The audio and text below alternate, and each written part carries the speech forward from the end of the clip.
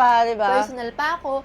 So, yun lang yung, wala na akong pakialam sa ibang mga bashing. Pero kasi yun, yung parang, isa yun sa mga dapat sineselebrate ko. Pero umiiyak ako. Yun yung time na dapat masaya ako, dapat sineselebrate ko. Pero, hurt ako. Yun yung parang, eto yung gusto kong ano lang. I mean, yun lang yung pinaka-nasaktan ako. After that, wala na akong pakialam. Kung mag-face shame sila, mag-body shame sila, wala akong pakialam dun. Pero yung sa achievement ko lang na talagang pinaghirapan ko din naman, dun lang yung hurt ako talaga. At naapektuhan ako talaga. Na kahit hindi man same ko, or, di ba, kung may experience nyo yun, mali ba yung ginawa ko? May mga time na, kukwestiyonin mo na, mali ba? May mga time na dapat pala hindi ko ginawa eh. Or alam mo yun, nangihingi ka na ng validation sa mga tao na hindi mo naman kilala.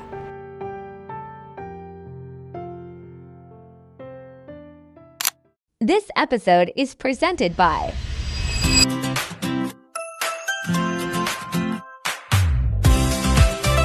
Ayan, hello my waters! New day, new episode because our guest, her one of the most inspiring achievement is she graduated a Master of Business Administration with placement year MBA at Harvard University, Cambridge, Massachusetts in USA.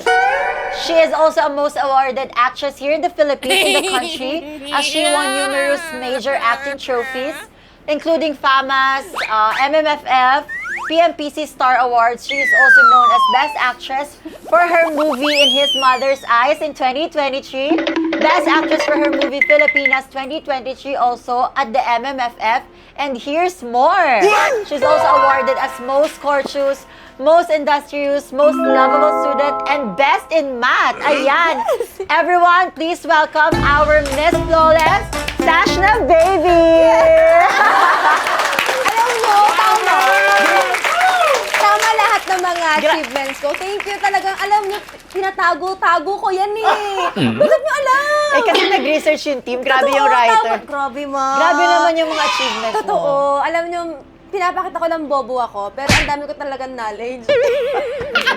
Grabe, di ba? So, kasi syempre, kala nila ganda-ganda lang ang isang Sashna, di ba? Pero grabe yung achievement. And also, hindi lang puro ganda, MBA at Harvard. Harvard. Kwentuhan mo naman kami about that. Ano how's the experience na parang paano mo napapagsabay yung studies Actually, mo? sobrang hirap talaga kasi minsan pupunta pa ako sa US ba ang Harvard? At dahil dyan! It's a prank!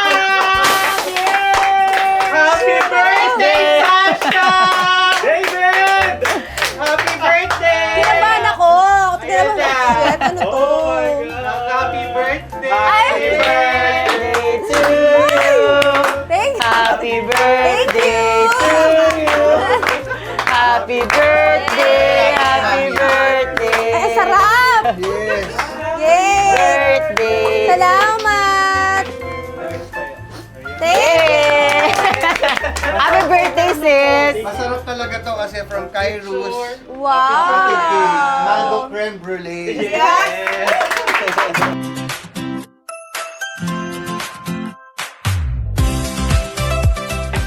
Hello, my waters! New day, new episode dahil this time, mula sa pagiging batang social media sensation hanggang sa pagiging actress at inspirasyon sa milyon-milyong Pilipino, patuloy niyang pinapatunayan na ang tagumpay ay bunga ng sipag, tiyaga at determinasyon. Aalamin natin ang kanyang tagumpay, pagsubok at mga aral sa buhay. Today, di lang uulan ng talino, ganda, kaseksihan, kundi babagyuhin tayo ng sikreto, kaya naman kilalanin natin siya dito lang sa With Lars. Bawat episode, iba-ibang kwento ang ating maririnig at mapapanood, lalo na dito sa mundo ng social media. Sobrang saya ng aking puso at labis ang aking pasasalamat sa pagkakataong maibahagi ang panibagong yugto ng aking journey, kasama kayong lahat na patuloy na nagtitiwala at sumusuporta sa akin. This is the show where you'll see a better, more authentic version of me beyond pageantry. And in this new chapter, I want us to get to know each other even more deeper, more personal, and more genuine. So stay with me, sama-sama tayong tumawa, humalakhak, umiyak, at makichika, only here with Lars. Ayan, grabe, pinaghandaan ko talaga tong pagkikita namin. Kasi one of her most inspiring achievement is completing her college education while balancing life as an actress and CEO. So this year, she graduated with a bachelor's degree after years of pursuing her studies alongside her career.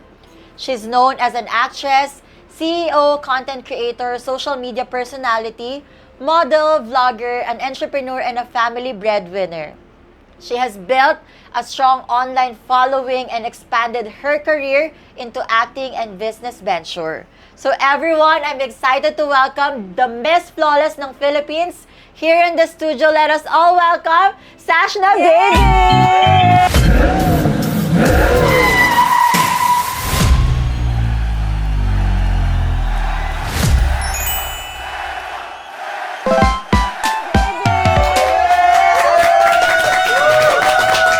Exciting! Welcome, sis! Yes, Welcome! Grabe, ang ganda. Para siyang Koreanang artista, gano'n. Song Ye Kyo ba? Sino ba yun?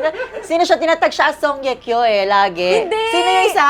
Ayoko mag-assume. Pero yun, sabihin mo. Si Hae-in ba yun? Ayun, Rein. oo. Sabi nila, ha? Oo, yun. Ayan, so welcome here with Lars, Miss Sashna. Ayan, ang ating Miss Flawless. So, to my first segment, tatawagin natin siyang Daldalan with Lars.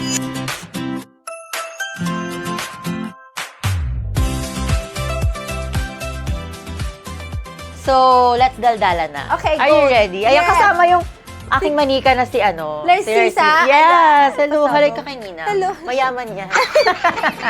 Ayan, so here with daldalan. Siyempre, yung mga previews, interviews mo sa mga reels, mga vlogs, yung mga success mo yung nakikita natin, di ba? So here with daldalan, pwede mo ba kaming kwentuhan kung paano nagsimula ang isang Miss Flawless? Your childhood. Childhood, ano ba, kung kailan ako nag-start on social media. Nag-start ako, 16 years old pa lang ako. So, ngayon, kaka-28 ko pa lang. So, parang halos, kalahati na ata ng buhay ko, nandun na talaga sa social media. Kumbaga, open book talaga ako. At nandun lahat, syempre, tayo mga bashi, lahat ng struggles natin in life. So, maraming beses na rin naman akong nadapa on social media. So, nasa atin lang naman yun kung paano tayo babangon So, yeah, doon ako nag-start when I was 16, then 13, ako talaga pinaka nag-start na mag-work as commercial model, rampa-rampa dyan. 13, sobrang bagets niyan. So, masasabi mo ba na na-take away yung childhood mo because you're Yes. working at very early age? Yes, actually, hindi naman nakakainggit, pero feeling ko hindi ko masyadong nagamit or na-enjoy yung teenager life ko kasi talagang work talaga ako. Kaya nga yung time na yun talagang yung kahit yung college ko, hindi ko na tinapos yung mga time na yun kasi nga kailangan ko na talaga magtrabaho dahil ako talaga ang kumikita noon. At syempre, malaki kasi yung pangarap ko sa family ko na at least, 'di ba, kahit papaano nakuha ko na siya. So, kailangan ko lang talaga i-sacrifice yung teenage life ko. Ayan, so paano siya nag-start? Like, paano ka naging model at 13? Ang mother ko kasi, alam niya kasi sobrang mahiyain ko. And then, dun na nag-start na kailangan niya akong ilabas, makihalubilo sa mga tao. And then, sinali niya ako sa isang pageant. So, nanalo ang bakla. Pagka panalo ni bakla, dire-diretso na yan. Mga shoots, meron mga photographer, 100 photographers, open shoot siya. So, pipicturean ako para lang kumalat lang yung name ko, kumalat lang ako, makilala ako kahit paano. So, naaalala mo ba yung first brand na pinagtrabahuan mo ever before? Yes! Kung pwede na mo i-mention. Meron gano'n. ako, voice na commercial, Yung biscuit? Yes, Oo. yun yung first commercial ko. Sa bagets pa ako nun. So, grabe ang shoot namin nun. Talagang 12 hours nag-shoot kami. Walang tigil yun. So, dun ko na sobrang hirap pala talagang kumita ng pera. Pero yun ang pinakamalaki ko talaga na kinita. Before, 60,000. Nagkaroon ako ng 60,000, feeling ko milyonarya na ako. Yes. So, kasi syempre, di ba, merong mga bagets na nag-idolize sa'yo, ganyan. So, anong message mo sa kanila? Kasi you're working at very young age, no? Yes, feeling ko kailangan nila munang i-enjoy yung life nila. Tapos, kasi ako nga hindi ko na-enjoy yung pagiging pagiging bagets ko ng mga time na yun kasi nagmamadali ako. Yung mga time na yun, bawal pa kasi magtrabaho yung 13, 14, 15. So, laging sinasabi ko, 18 years old, 18 na ako. Kasi yung tsura ko nun, medyo mukhang dalaga naman Matured. na ako. Yes. So, i-enjoy lang nila yung life nila kasi kapag dumating naman na yung time mo, darating talaga yan. Then kapag dumating na siya, wala kang gagawin, kundi gagalingan mo lang din palagi. But was there a struggle? Like, syempre bata ka, hindi ayaw mo gumising ng maaga, yung mga gano'n. Like, Yes! Maraming beses na sinasabi ko na ayoko na magtrabaho, gusto ko magtapos ng pag-aaral. Pero kasi yung time, parang feeling ko or feeling ng family ko, pick ko na yun kasi kumikita na ako ng pera. Lagi nilang sinasabi na hindi lahat nasa posisyon mo, hindi lahat kumikita ng pera. Yung iba kailangan mo na mag-graduate or makapagtapos ng pag-aaral bago kumita ng pera. Yung time na yun, nakakapag-generate na ako ng income nun.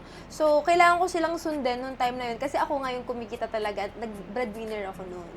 So, kailangan ko talagang sacrifice yung childhood ko, yung pagiging dalaga ko, kasi mas importante yung family ko noon. so parang, syempre, di ba, like, ikaw yung nag-work, ganyan. Parang, at the very young age, hindi ka ba nahirapan na parang nasa akin na nakapasan tong...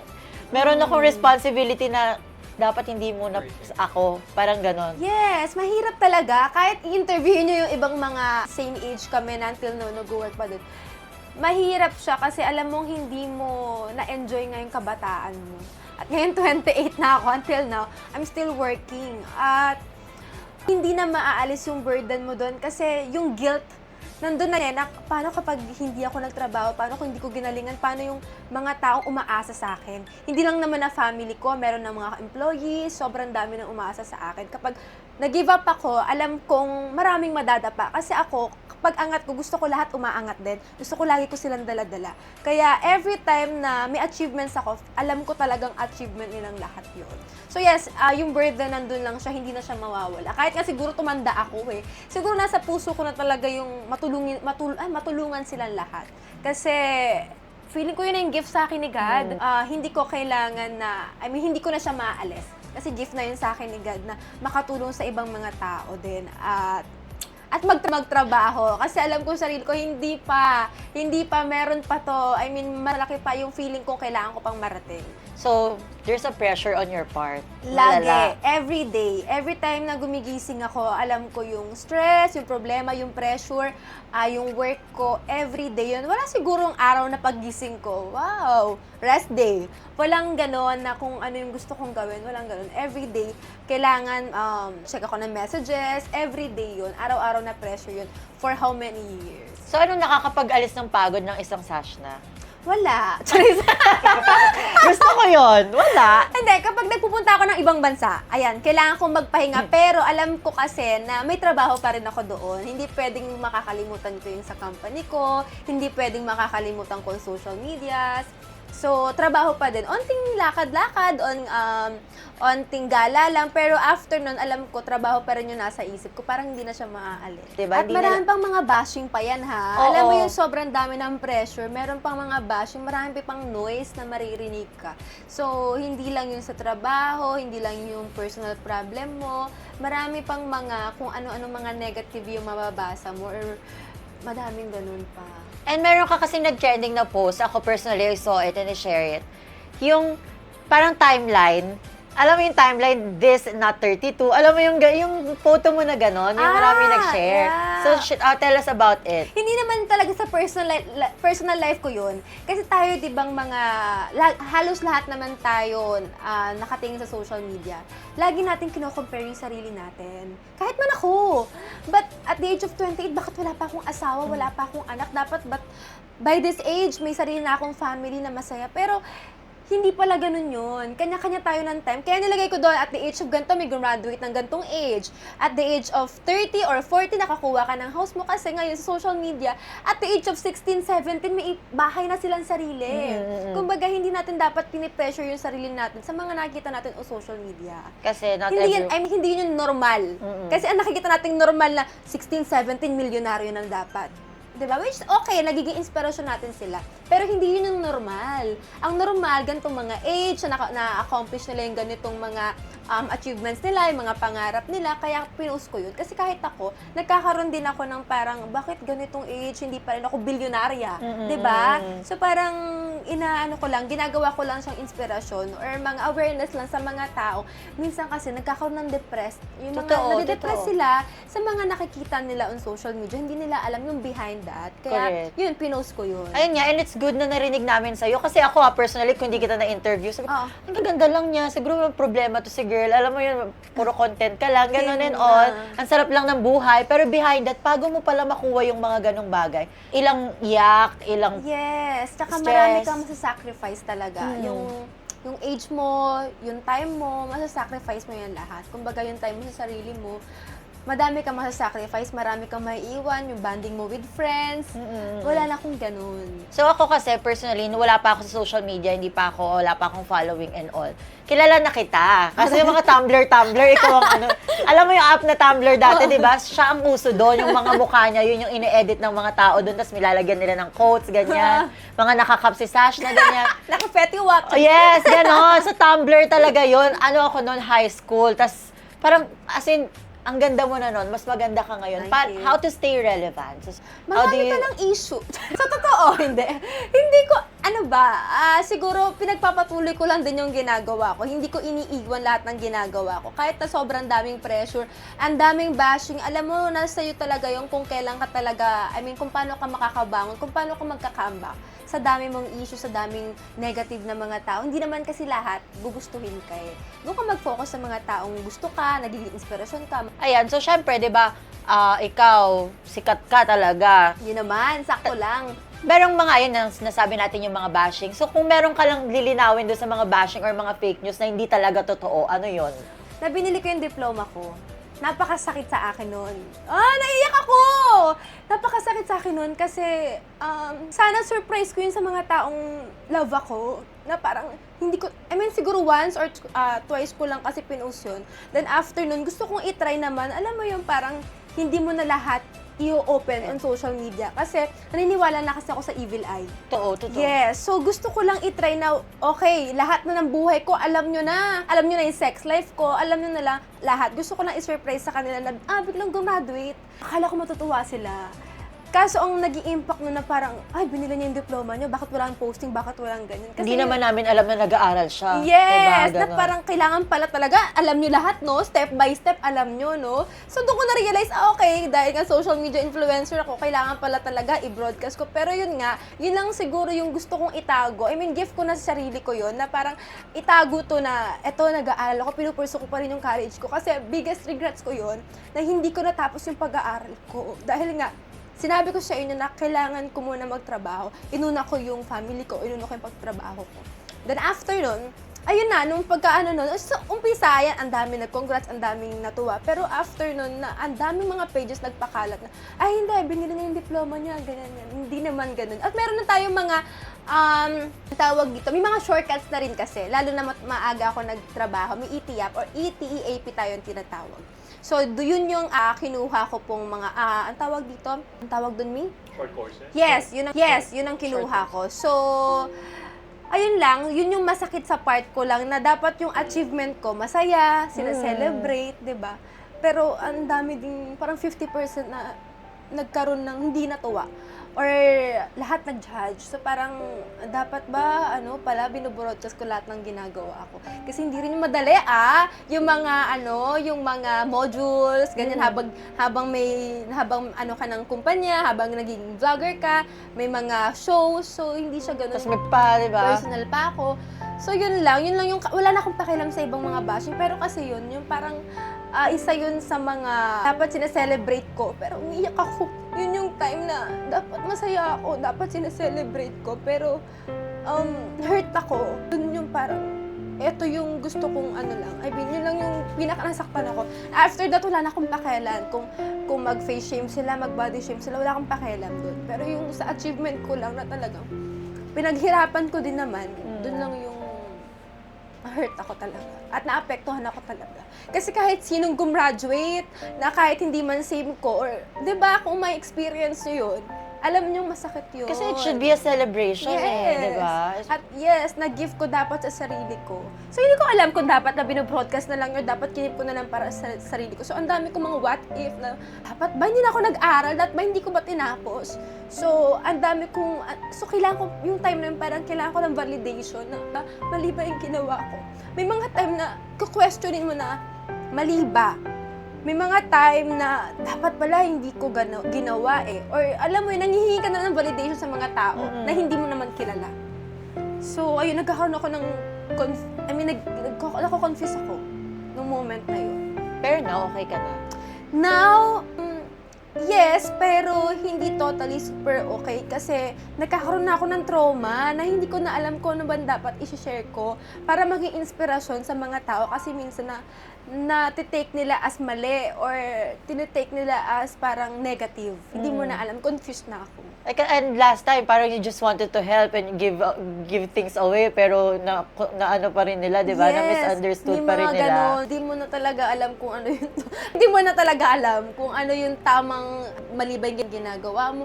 Ano ba, nabubobo na lang ba ako? Ano, masyado na ba ako nagpapakain? Hindi ko na alam. Confused ka na talaga. And it's very good to hear, no? Kasi ako on my POV, nasa kanya na lahat. Ang dami niya ng pera, may business siya, stable na siya, pero still, she pursues the college degree. And yung ibang mga bata kasi, lalo yung mga teenagers, parang they just wanted to work. Ayoko na mag-aral, gusto ko na lang kumita ng pera.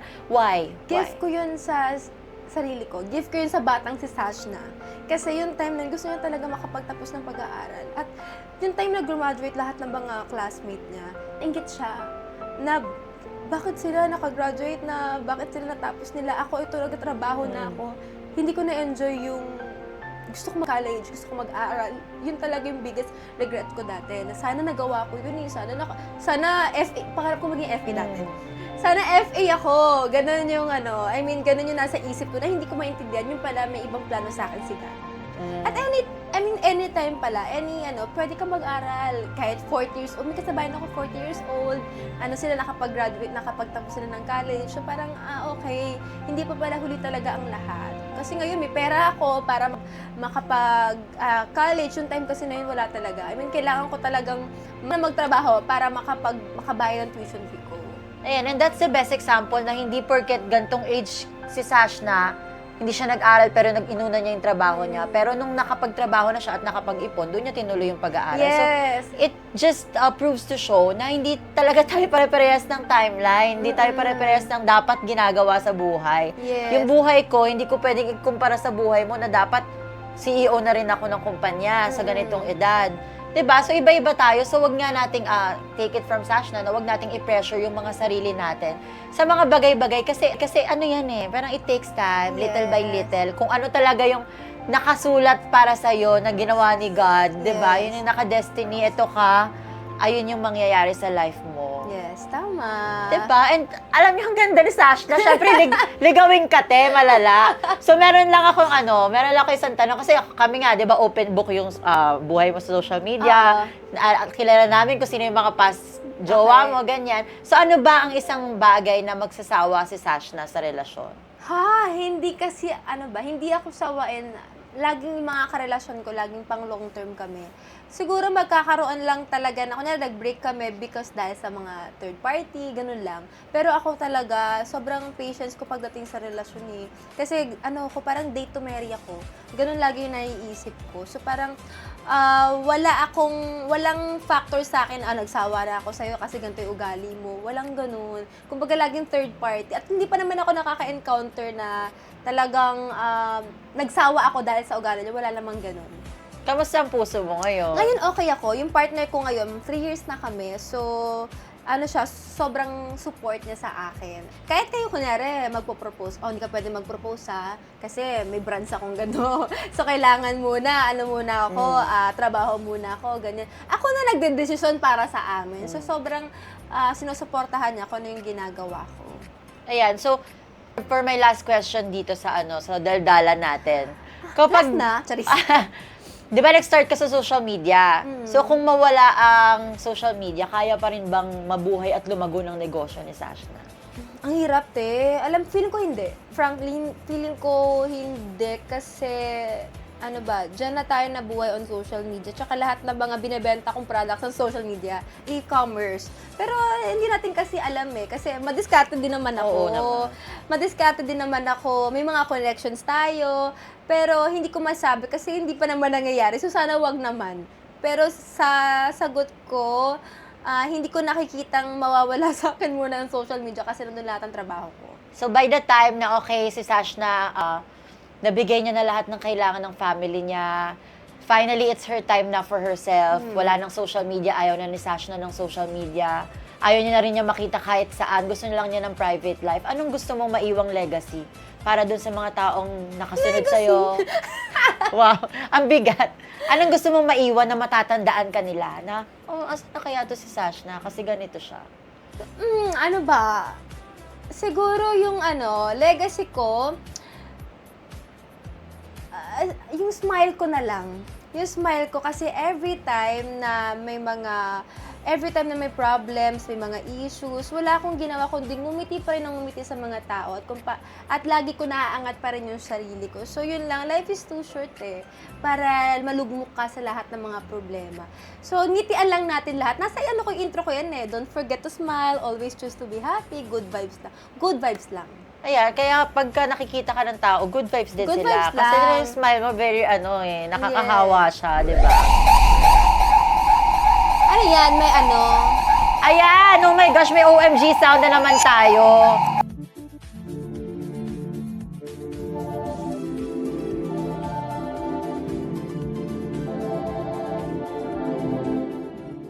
Nandito na tayo sa second segment ng With Lars na tatawagin nating Mirror Mirror.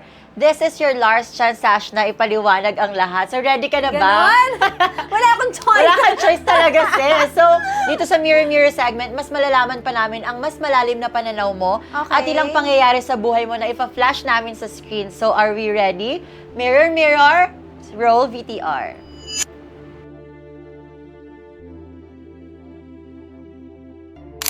Ay, ang bagets. Kaiyak. Ilang taon ako na to? Parang mga 11 years old ata ako o 12. Yung mga time na yan, naghihintay kami ng kapatid ko matapos yung gig ng papa ko. Kasi gitarista siya. So, lagi namin sinasamahan yung father ko kada meron siyang work. So, lagi niya kami nadala. So, yan, waiting kami. Around mga 4 a.m. na yan. Gising pa din kami. So, na-practice mo na yung waiting game sa Yes! papa mo pa lang. Kasi di ba yung line of work mo as in waiting game talaga, di ba? Yes, oo. Sila hanggang mga 5 a.m., 6 a.m., nag-ano pa rin sila, tumutugtog pa rin siya, nagigitara pa rin siya. So yan, lagi kami nadala kasi 4 lang naman kami yung family namin. So dapat lagi kami magkakasama. So, si Julia, ano siya, parang... Bakit? Pero do you have a best friend? Kapatid ko lang. Kapatid mo, yes, di ba? May mga best friend akong tinatawag, pero alam kong sa heart ko, si Julia yun forever.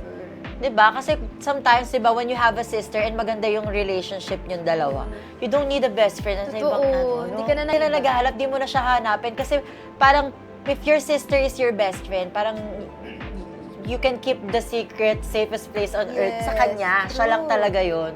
So, lucky tayo, no? Kasi I have Meron a ka sister. din? Oo, I have a sister. Okay. And then, siya talaga, like, parang, pagka binabash niya ako, yung Alam mo yung critics niya, Oo. alam mong para sa'yo talaga yun. tsaka more than sa parents ako magpapaalam ng isang decision, hindi. Sa kanya. Sa kanya. Oo. Mas sa'yo? Mas ate ko, ganyan. Okay, ate. Okay, next photo. Kinakabahan ako sa mga pictures! Approve naman yan ni ano. Ano to?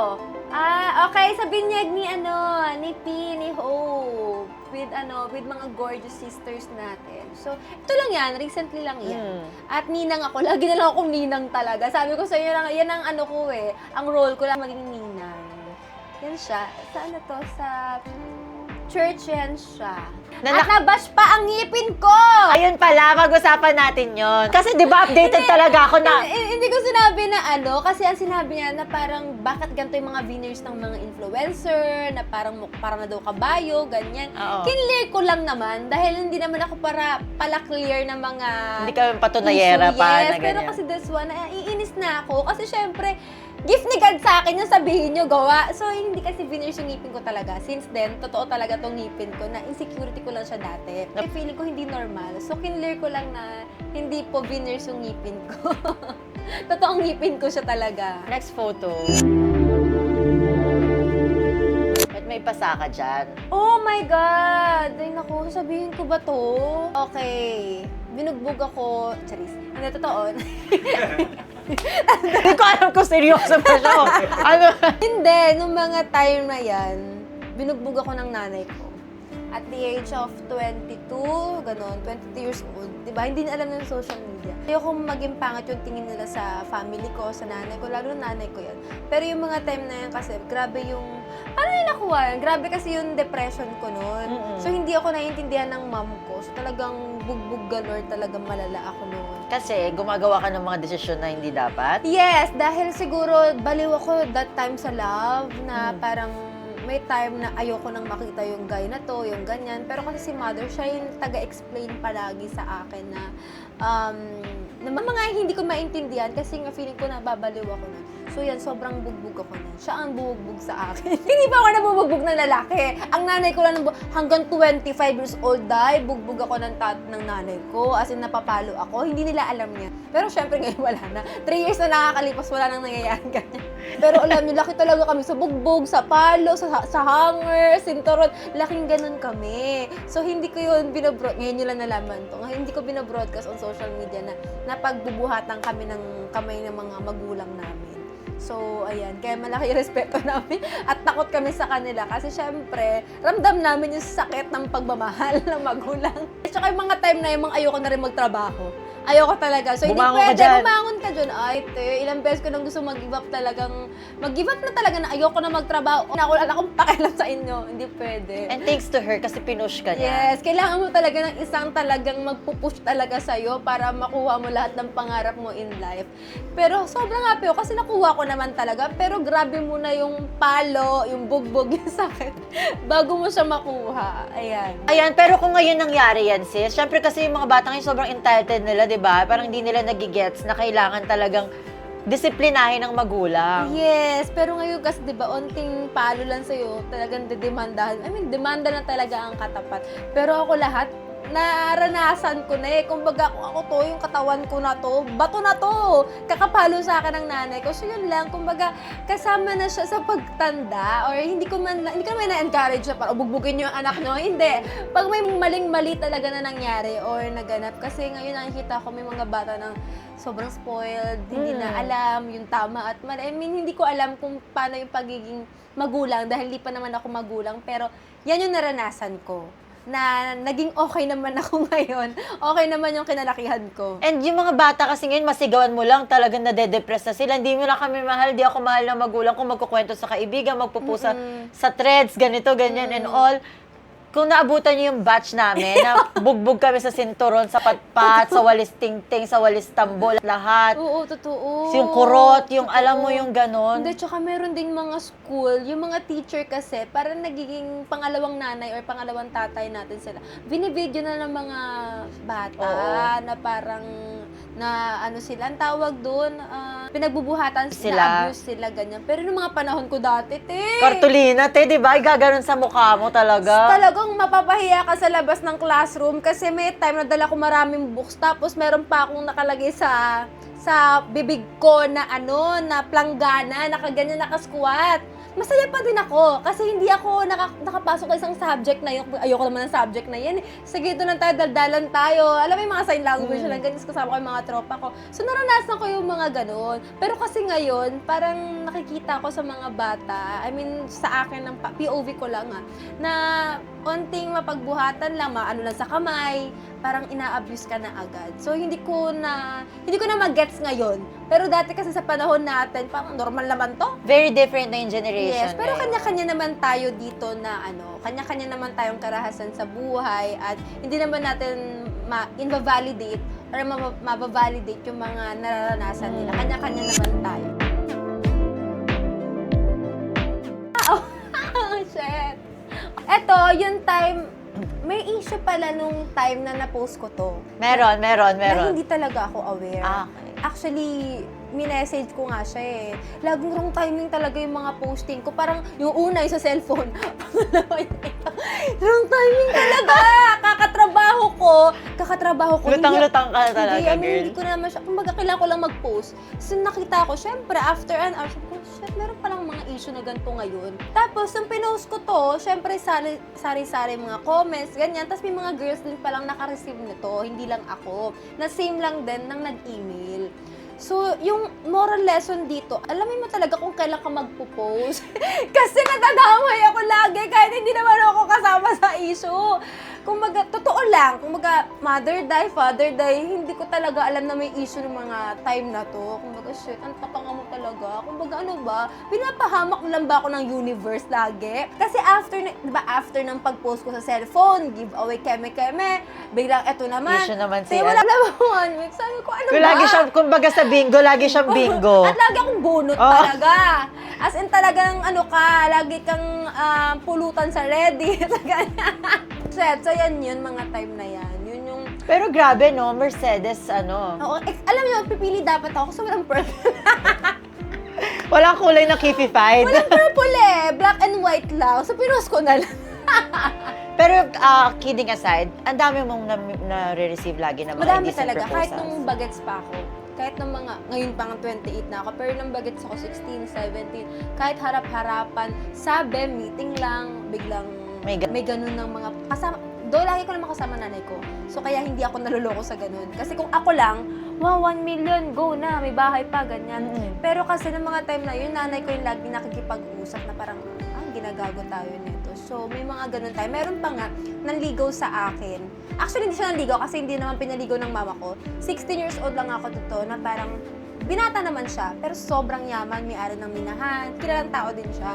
Nasabi niya sa akin na parang kaharap pa lang ng mama ko na, Mami, ako na bahala magpaaral sa anak mo kasi hindi pa nga ako nakakapagtapos.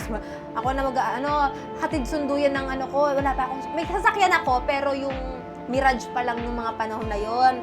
First car ko yun nung 16 ako. Ako na bahala, hatid sunduyan ng Ferrari ko, bibigyan ko siya ng sports car ko, ganyan. Tapos wala na kayong problema, may bahay, bibigyan ko siya ng bahay. Siyempre ako, bata ka, as in talaga masisilaw ko, wow, hindi na ako magtrabaho. Tapos makakapagtapos ako ng college ko, iba magpapaaral sa akin. Pero yung time na yon, 16 ako, siya nasa 30 years old. Tapos, yung mama ko, tatlo kami nag-uusap, talagang heart to heart. Ang sabi ni mama, hindi ko na sabihin yung pangalan na. Sabi niya, feeling ko, kung hindi ka mayaman, or nandiyan ka lang sa labas-labas, tambay ka, gilid-gilid, hindi ka magugustuhan ng anak ko eh. Magugustuhan ka ng anak ko dahil lang sa pera mo. Gusto mo ba yun? Magustuhan ka na ng anak ko dahil sa pera mo.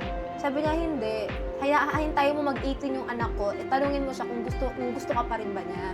So yung mga time na yon na parang doon ko na-realize na tama yung sinasabi ng mama ko eh. May sinabi yung mom ko na parang kaya mong kunin lahat yan, hindi man yun, pero makukuha mo yan. Sabi niya sa akin, tsaka yung mga laging tumatatak sa akin, yung mga mabilis mo makuha, mabilis mo yung mawawala. Kasi Totoo hindi mo yun. pinagplanuhan yun eh. Kumbaga, kunyari, nakakuha mo 1 milyon, bili agad ako ng mga... Kasi hindi mo pinagpaguran, di ba? Yes, bili agad ako ng ganito hanggang sa mawala na lang. Hindi katulad ngayon kasi lahat to pinaghirapan ko. Until now, iniingatan ko pa rin to kasi alam ko, dugot pawis ko tong binigay ko dito. Kaya alam ko na hindi to basta-basta makukuha sa akin. So yung mga time na yon, sabi ko, sayang yun.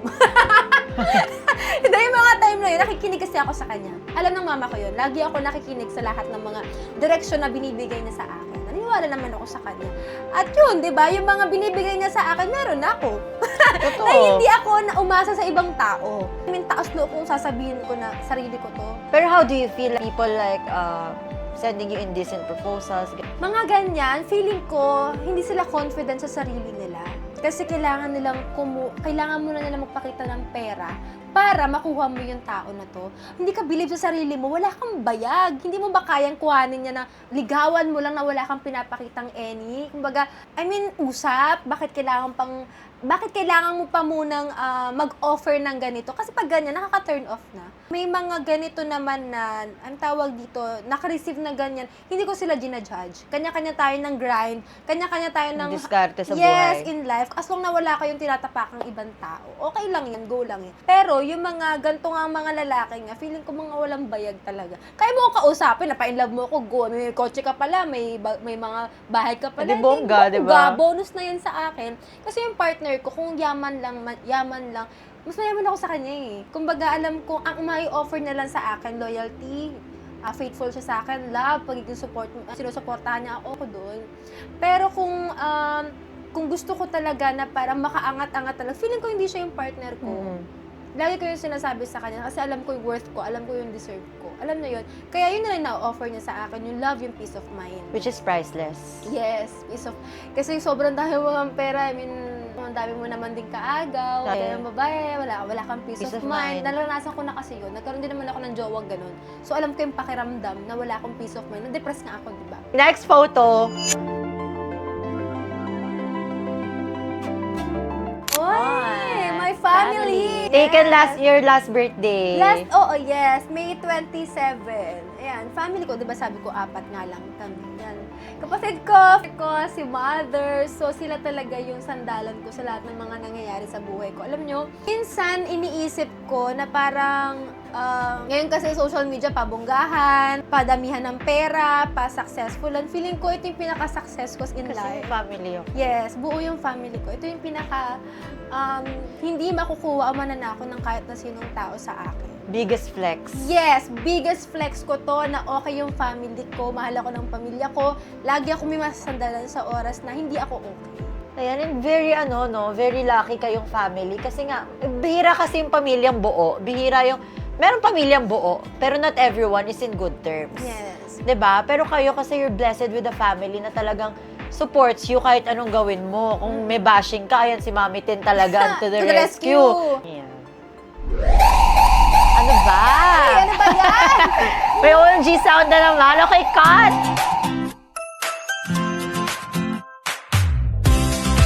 Ayan, so narinig na natin ang OMG sound, which means nandito na tayo sa last and third segment ng With Lars na tatawagin nating Wish Ko Lars. Hiling mo, hiling nating lahat. Kaya sana huwag kang mabibigla, sis. Okay. Dahil dito sa Wish Ko Lars, hindi tayo ang bida, hindi tayo ang lead role, kundi tayo ang Lars woman standing to grant someone's wish. So, ready ka na ba? Ready na! Ayan na. Sino kaya ang mag-wish for you?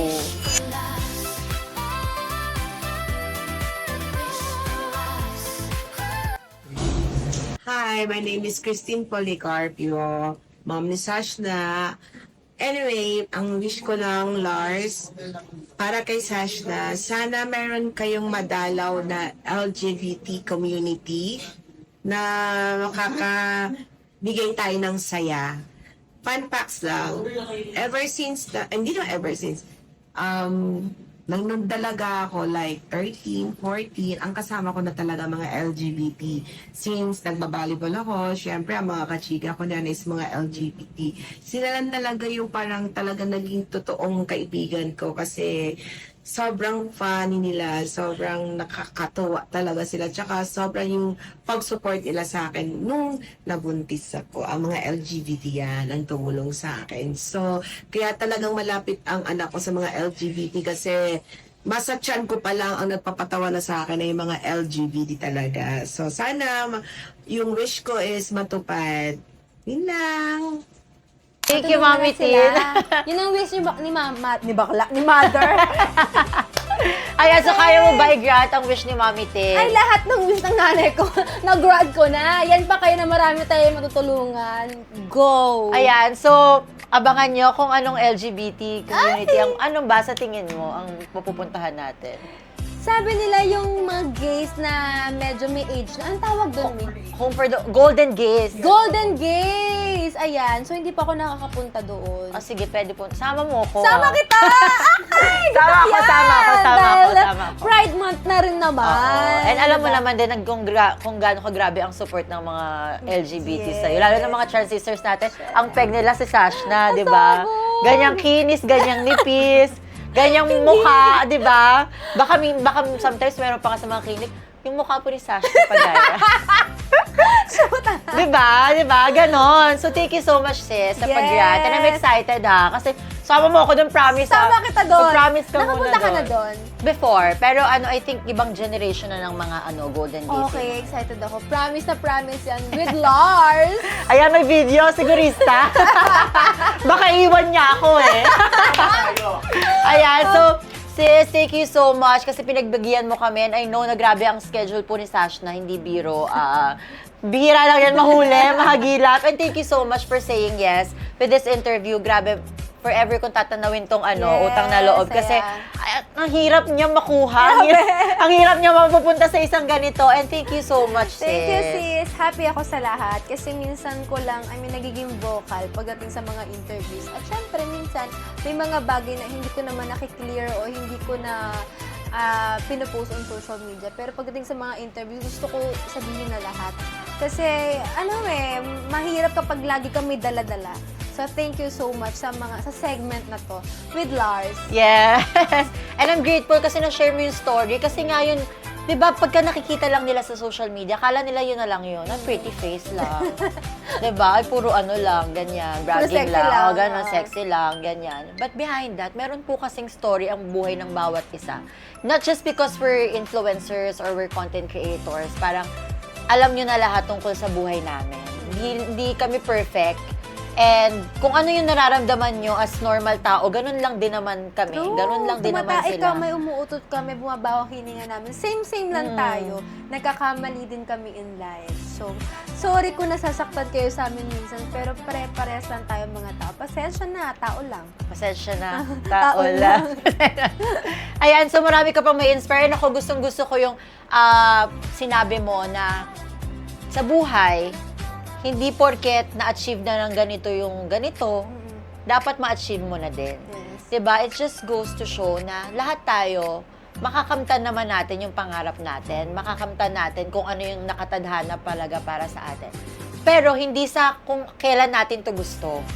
Diba? Hindi sa kung kailan natin to dapat ganitong age, ganito na ako, dapat meron na ako nito. Hindi po. Kasi meron tayong kanya-kanyang timeline. And most of all, yung plano ng Lord para sa atin, iba-iba. Yes. Diba? So we just have to be patient, we just have to wait, and we just have to be faithful. Yes. Kasi at the end of the day, ang binibigay sa atin ni Lord, hindi yung gusto natin, kundi yung mga bagay na kailangan natin at para talaga sa atin. Mga deserve natin. Yes, diba? So thank you so much, sis. Thank you. Grabe. And before we Saya. end, meron ka bang gustong i-promote, ganyan?